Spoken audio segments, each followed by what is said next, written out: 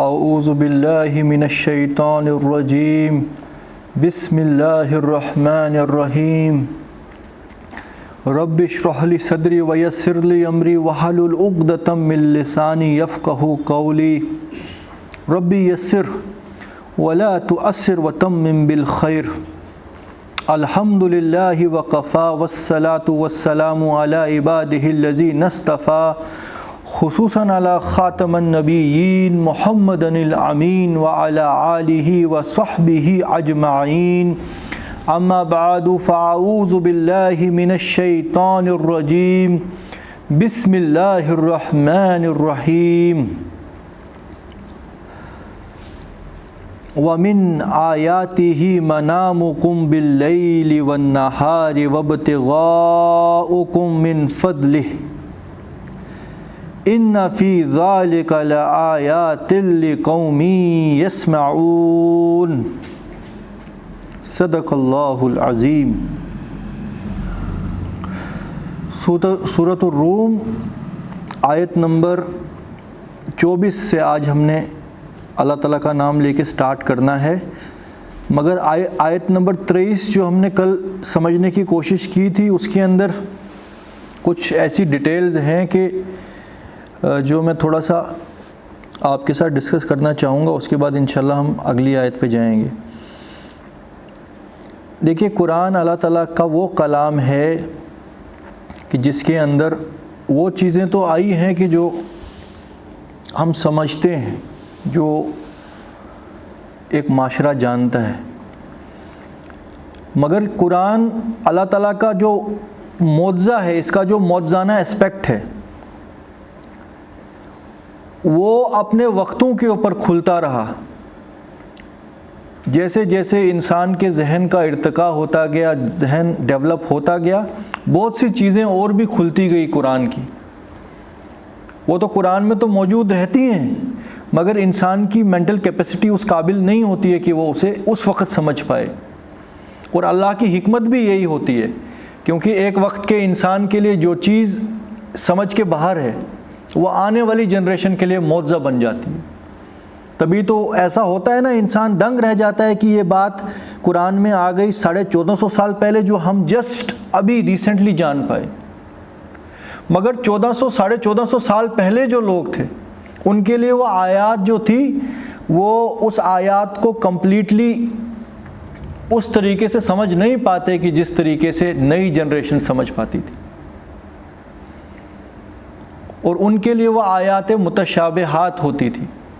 جیسے قرآن کے اندر سورۃ آل عمران میں اللہ تعالیٰ فرماتے ہیں نا کہ وہی تو ہے تمہارا رب جس نے نازل کی یہ کتاب، اس کے اندر 2 طریقے کی آیات ہیں۔ ایک تو آیات محکمات ہوتے ہیں، احکام جو کلیئر کٹ واضح ہوتے ہیں، جس کے اوپر کوئی جو ہے نا ڈیفرنٹ میننگز کی کوئی گنجائش نہیں ہوتی ہے، احکام کلیئر کٹ۔ اور دوسری نازل کی متشابہات، ایسی آیات کی جن کے میننگ کے اندر انٹرپریٹیشن ڈیفر کر سکتی، اور ڈیفر کرنے کا ریزن یہ ہے کہ جو میں نے آپ کو بتایا، کیونکہ قرآن تو تا قیامت آنے والے انسانوں کے لیے معجزہ ہے۔ تو اگر اگلی جنریشن کے لیے کوئی چیز کھلنی ہے اور وہ اس کے لیے اللہ کی طرف سے ایک سائن ہوگا کہ دیکھو 1450 سال پہلے جو اللہ نے فرمایا وہ تمہارے لیے اس سے بڑھ کر اب کیا معجزہ ہونا چاہیے کہ یہ اللہ کی کتاب ہے کہ جو تم آج بتا رہے ہو وہ اللہ نے 1450 سال پہلے تمہیں بتا دیا، اور تم جانتے ہو کہ کوئی بھی سوفیسٹیکیٹڈ میکینزم اس وقت موجود نہیں تھا، کوئی بھی خوردبینیں ویسی موجود نہیں تھی، کوئی بھی آسمان میں جھانکنے والی جو بڑی بڑی یہ جو دوربینیں دیکھتے ہیں وہ موجود نہیں تھی، مگر رب العالمین نے تمہیں ایسی بات بتائی، اور یہ وہی جانتا ہے جس نے پیدا کی، ورنہ اور پاسبلٹی کیا ہے کہ اوبیسلی اللہ سے زیادہ کون جانے گا کہ کائنات میں اس نے کیا کچھ بنایا۔ اور انسان کا ذہن جو ہے وہ ڈیولپ ہوتا رہتا ہے with the passage of time۔ تو میں نے جو بات کل اس آیت کے بارے میں یہ بتائی تھی کہ اللہ تعالیٰ فرماتے ہیں کہ وَمِنْ آیَاتِهِ مَنَامُكُمْ بِاللَّيْلِ وَالنَّهَارِ، کہ اللہ کی نشانیوں میں سے ایک بہت بڑی نشانی ہے تمہارا سونا رات میں اور دن میں۔ تو میں نے اس آیت کو سمجھنے کے لیے قرآن میں دوسری جگہ جو میرے ذہن میں آیا قرآن کا کراس ریفرنس، تو مگر پھر مجھے محسوس ہوا کہ اس طریقے سے یہ آیت اس کراس ریفرنس کے ساتھ میچ نہیں ہو رہی۔ وہاں پہ یہی ہے کہ اللہ تعالیٰ نے جو رات اور دن کا نظام بنایا، اور اگر اللہ رات کو قائم رکھتا پوری عمروں کے لیے تو تم کہاں سے اللہ کا رزق تلاش کرتے؟ اور اگر اللہ دن کو ہی مسلط کر دیتا تمہارے اوپر قیامت تک کے لیے تو کہاں سے تم سکون تلاش کرتے؟ یہ قرآن کی آیت ہے، اس میں اللہ نے ایک حکمت بیان کر دی کہ انسان کو اللہ نے دن میں جو کوئی کام کرتا ہے، وہ کوئی محنت اور مشقت کرتا ہے تو تھک جاتا ہے، انرجی بالکل ختم ہو جاتی ہے۔ ایک دم رات آتی ہے، اور رات میں جب وہ سوتا ہے تو اللہ تعالیٰ نے رات کو اسی طریقے سے ٹھنڈک، ریلیکسنگ، کمفرٹیبل بنایا کہ ایک انسان اس میں سو جائے، اور جب وہ سوتا ہے اس کی باڈی پھر سے فریش ہو جاتی ہے مارننگ میں، اور پھر سے ایک نئے دن کے لیے وہ تیار ہوتا ہے۔ یہ قرآن کی ایک آیت ہے، مگر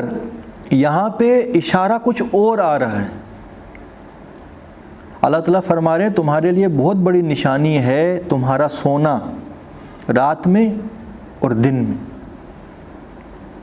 کیا نشانی ہے اس کے اندر؟ ہمارے سونے میں اور کسی اور مخلوق کے سونے میں کیا فرق ہے؟ ایسی کیا چیز ہے کہ ہمارے سونے میں جو انسانوں کے سونے میں اسپیشل ہے کہ جو ہمارے لیے نشانی ہے؟ اس کی تو ان ڈیپتھ انالیسز ایک ایسا انسان کر سکتا ہے کہ جس کو عبور حاصل ہو ہیومن سلیپ سائنٹسٹ کوئی، کہ انسان کا جو سلیپنگ سائیکل ہے اس کے اندر ایسے کون سے راز چھپے ہوئے ہیں کہ جو کسی اور مخلوق کے اندر نہیں ہیں، اور ہو سکتا ہے ابھی اس قابل ہوئے ہی نہیں ہیں وہ سلیپ سائنٹسٹ کہ وہ جان پائیں۔ جیسے میں آپ کو ایک چھوٹی سی ایگزامپل دیتا ہوں کہ ایک انسان جو رات کو سوتا ہے نا، اور رات میں جو سپنے اس کو آتے ہیں، اس کے بارے میں آج تک کوئی سائنسدان ایکسپلین نہیں کر پایا کہ what is the science behind the dreams. اور بعض دفعہ آپ نے دیکھا ہوگا آپ سوتے ہیں اور کچھ خواب دیکھتے ہیں، اور وہ خواب آنے والے چند دنوں میں بالکل ویسا ہی ہوتا ہے کہ جیسا آپ نے خواب میں دیکھا ہے کہ نہیں؟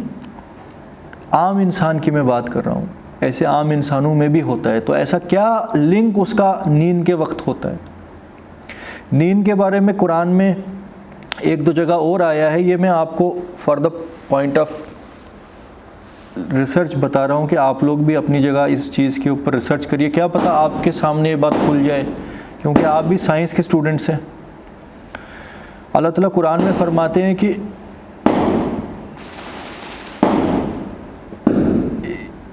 ایک سیکنڈ اس کو ہو جانے دو، پھر روک لو اس کو۔